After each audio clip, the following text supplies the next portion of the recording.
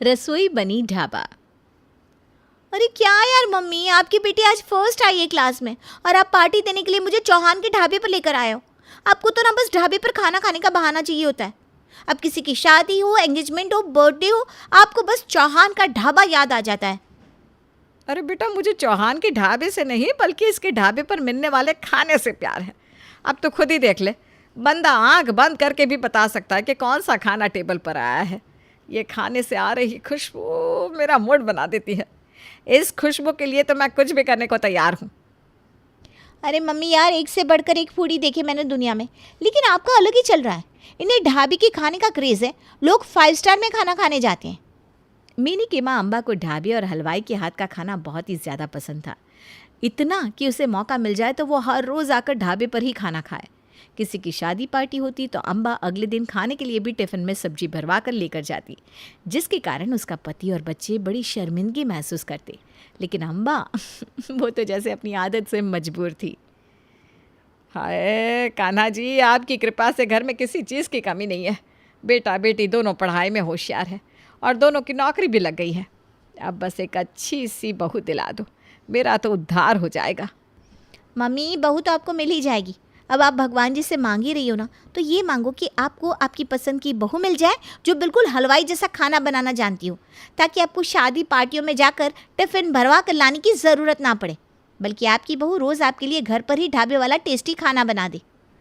हाँ, बात तो तेरी बिल्कुल सही है बेटा, तूने बहुत सही आइडिया दिया।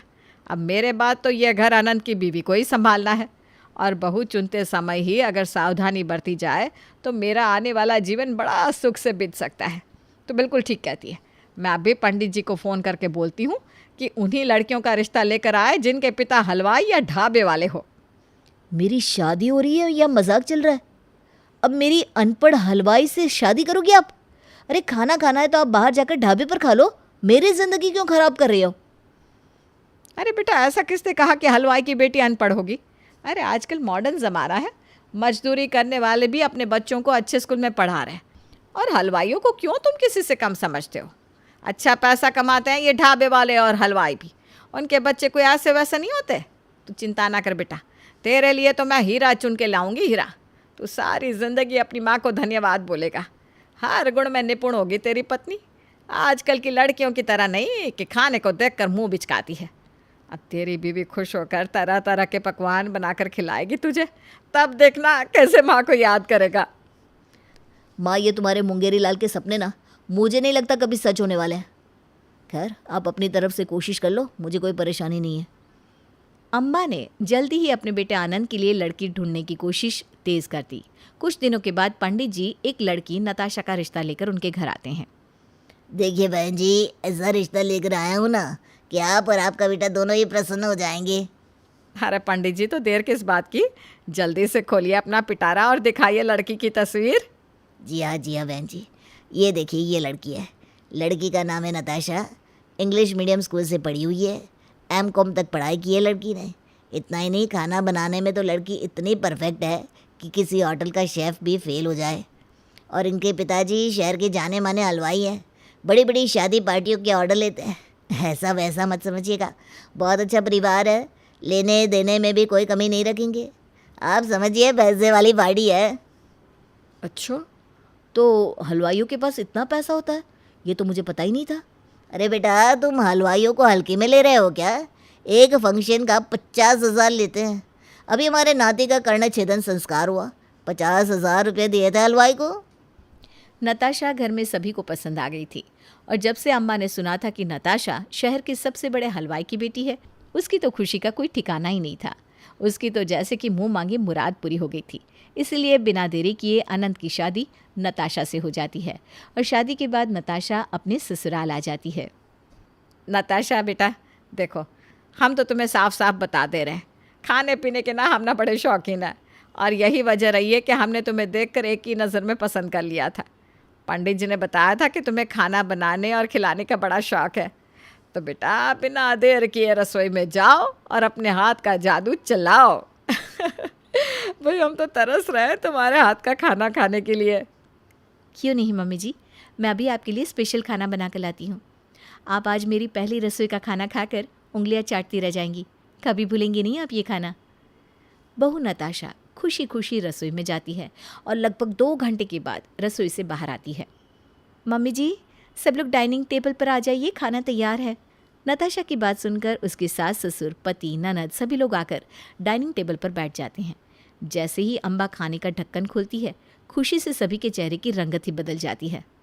क्या खुशबू है, खाने की खुशबू ने ही मेरा दिल जीत लिया। मैं तो गारंटी से कह सकती हूँ कि ये छोले, मटर पनीर और पुलाव सब बहुत ही स्वादिष्ट बने हैं। अरे मम्मी जी, आप खाकर तो बताइए, बिना खाए ऐसे कैसे? नहीं बेटा, तेरी सास ने ये बाल धूप में खड़े होकर सफ़ेद नहीं किए। अरे अनुभवी लोग हैं हम, खुशबू से बता सकते हैं कि खाने में कितना दम है। तू तो बस मेरी थाली में जल्दी से खाना सर्व कर दे, मैं तो आज जमकर खाने वाली हूँ। वाकई खाना बहुत ही स्वादिष्ट बना था। नताशा ने भी खुशी खुशी सबकी थाली में खाना परोसा और सभी ने उंगलियां चाट चाट कर जी भर कर खाना खाया। मुझे लग रहा है मम्मी की बात एकदम सही थी। अरे भाई, तुम ऐसा खाना बनाओगी ना तो मैं तो रोज़ अपनी भूख से ज़्यादा खाना खा लूँगा। और फिर ये मेरी जो फिटनेस दिखाई दे रही है ना, इसकी जगह बड़ी सी तोन दिखाई देगी कुछ दिन में। अरे बेटा, बड़े भाग्य से मिलती है, इतना अच्छा खाना बनाने वाली बहू है। और भाई, मैं तो आज अपनी बहू को बढ़िया सा शगुन भी देने वाली हूँ। सास अम्बा बहू नताशा के बनाए खाने से बड़ी खुश थी, इसलिए वो शगुन में उसे सोने की बालियाँ और 11,000 रुपये देती है। कुछ देर बाद, अरे बहू, खाना तो सबने खा लिया ना बेटा? हाँ मम्मी जी, खाना तो सब लोग खा चुके। तो फिर ये रसोई में इतना सारा खाना कैसे बचा हुआ है? कितना खाना बना दिया था बेटा? मम्मी जी, वो क्या है ना, मुझे 5-7 लोगों का खाना बनाने की आदत तो है नहीं। मैंने तो पापा से कम 30-35 लोगों का खाना बनाना ही सीखा है। अब उससे कम खाना बनाने से ना मेरा सारा रेशियो ही गड़बड़ हो जाता है, तो मैंने 35 लोगों का खाना बना दिया है। अरे बेटा, इतना सारा खाना? मुझे लग रहा है मैं पूरे मोहल्ले में बांट दूंगी ना, तब भी बच जाएगा। बेटा, तू ऐसे खाना बनाएगी तब तो चल चुका हमारा घर, हैं? अच्छा चल, कोई बात नहीं, आज तेरा पहला दिन है, आज तेरी सारी गलतियाँ माफ़, लेकिन आगे से ख्याल रखना। हाँ? अगले दिन, देख बेटा, अब जैसे तूने कल 30 लोगों का खाना बना कर रखा था ना, आज मत बनाना। अरे हम 5 लोग हैं घर में, तुम 5 लोगों का खाना बनाया करो। और देखो, कोशिश करोगी ना तो रेशियो वेशियो सब सेट हो जाएगा, ऐसा कुछ नहीं होता। ठीक है मम्मी जी, मैं कोशिश करूँगी। अम्बा के समझाने के बाद भी नताशा के हाथ से रोज़ाना खाना ज़्यादा ही बनता, लेकिन खाने की खुशबू और टेस्ट इतना दमदार होता कि बेचारी अम्बा उसके आगे बहू से कुछ कह भी ना पाती। ऐसे ही रोज़ रोज़ मलाई कोफ्ता, शाही पनीर, हरियाली पनीर मसाला खाते खाते धीरे धीरे 1 महीना बीत गया। 1 महीने के बाद, अनंत बेटा, आज मेरे पेट में बहुत दर्द हो रहा है, मुझे तू डॉक्टर के पास ले चल। हाय हाय, अरे कई दिन से ना हल्का हल्का दर्द था, मुझे लगा बदहज़मी होगी, नींबू पानी पीने से ठीक हो जाएगा, लेकिन बेटा ये तो बढ़ता ही जा रहा है। अरे मम्मी, आपको दर्द था तो पहले बताना चाहिए था। चलिए आपको डॉक्टर को दिखा लाते हैं। अम्बा डॉक्टर के पास जाती है, जहाँ डॉक्टर उसे कई तरह के टेस्ट करने की हिदायत देते हैं। टेस्ट का रिपोर्ट आने के बाद, अम्बा जी, आपको लीवर फैटी हो गया है। लीवर फैटी होने का मतलब समझती हैं आप? नहीं डॉक्टर साहब, हमें तो ये सब डॉक्टरी भाषा समझ में नहीं आती, आप ही बताओ। इसका सीधा सा मतलब यह है कि आप ज़रूरत से ज़्यादा तेल मसाला खा रही हैं, जिसने आपका लीवर बिगाड़ दिया है, बहुत बुरी असर की है लीवर पर। अगर आप चाहती है कि आपका शरीर बढ़ती उम्र के साथ आराम से चलता रहे, तो सबसे पहले आप अपनी डाइट सुधारिए। हैं, बिल्कुल सादा खाना खाइए, बाहर का खाना जितना हो सके आपको अवॉइड करना है। पूरी, पराठा, तेल मसाला समझ लीजिए ज़हर है आपके लिए। और इस उम्र में अगर एक बार आपका लीवर ख़राब हो गया ना, तो सुधारने के चांसेस भी बहुत कम है। और कर लीजिए ढाबे वाली से शादी, अपने घर को ही ढाबा बना कर रख दिया आपकी बहू ने। अरे मैंने तो कितनी बार कहने की कोशिश की है कि ये इतना तेल मसाले वाला खाना रोज़ रोज़ खाना कोई अच्छी बात नहीं है, लेकिन इस घर में कोई मेरी सुने तब ना। और मम्मी, इन सब में ना सबसे बड़ी गलती आपकी है। आपको कुछ होश भी है कि घर में क्या चल रहा है? रोज़ बड़े बड़े भगोने भर के सब्जी वेस्ट हो रही है, क्योंकि आपकी बहू को तो 5 लोगों का खाना बनाना आता नहीं। उसको 5 लोगों का कहो तो वो 15 लोगों का खाना बना कर रख देती है।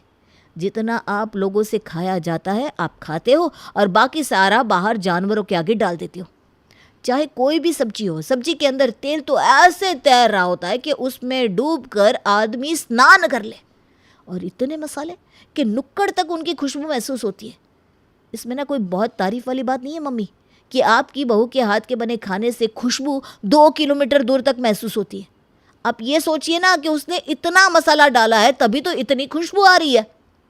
इतना ही नहीं, 1 महीने के अंदर 20 लीटर तेल इस्तेमाल किया है नताशा बहू ने।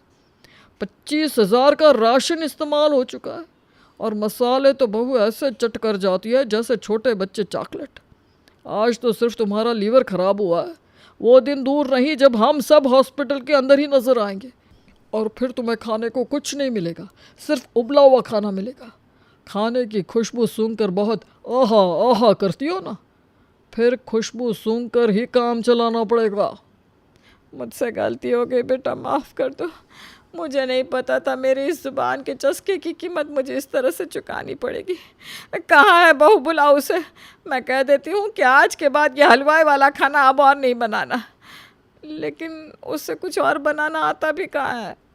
नहीं नहीं मम्मी जी, आपसे किसने कहा कि मुझे इस हलवाई वाले खाने के अलावा कुछ और बनाना नहीं आता। मुझे सब कुछ बनाना आता है। और हम अपने घर में रोज़ तला भुना खाना थोड़ी ना खाते हैं। अरे भाई, हलवाई भी अपने घर में तो सिंपल खाना ही खाते हैं। वो तो आपने ही शादी के पहले दिन ज़ोर देकर कहा ना कि आपको हलवाइयों वाला स्पेशल खाना खाने का बहुत शौक़ है और मैं वैसा ही खाना बनाकर आपको खिलाया करूं। इसीलिए मैं ऐसा खाना आपके लिए बना रही थी। तो ये सब जो तुम बनाती थी तुम नहीं खाते थे क्या? ऐसा खाना रोज़ रोज़ कौन खाता है? मुझे बीमार होने का शौक़ थोड़ी ना है। मैं तो अपने लिए बिना तेल मसाले वाला सादा खाना बनाती थी। ये सब तो मैं आपके लिए बनाया करती थी। बहू की बात सुनकर अब तो घर में सभी लोग अपना सर पीट लेते हैं। ठीक है बेटा, बहुत बना लिया रसोई को ढाबा। अब तुम इसे फिर से रसोई बना दो और मेहरबानी करके अब सादा खाना बनाना, ताकि मेरी तरह किसी और को अस्पताल के दर्शन ना करने पड़े बेटा।